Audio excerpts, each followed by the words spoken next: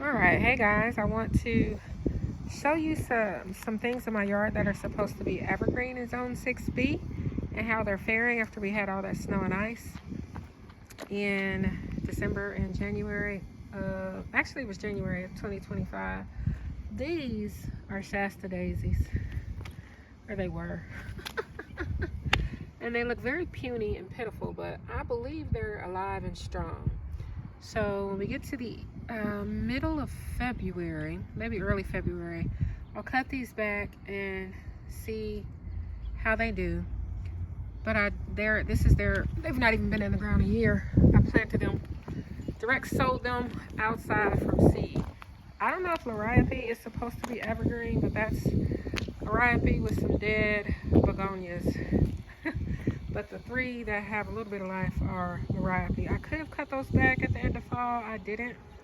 I'll cut those too later in winter.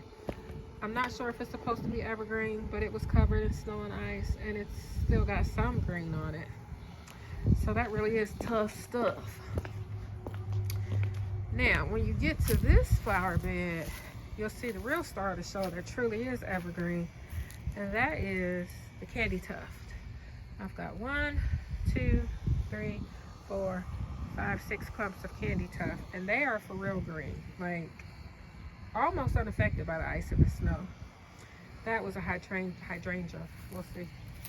This is an azalea that is supposed to be evergreen.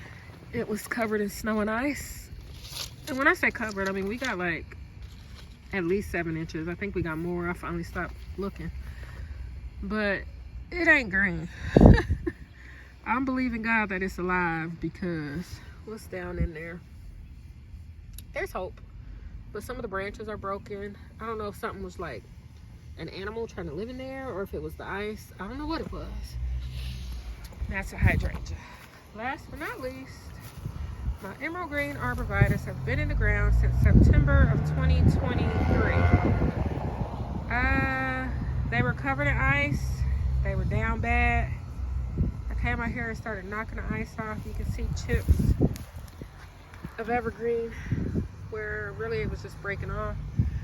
But they, once I got the ice off, they stood upright and they handled it well. So I think they're going to be all right. I don't know if something's been snacking or if it broke off there, but they look hardy enough, healthy enough. So I'm hopeful. I'll give you an update when I do my late winter cleanup.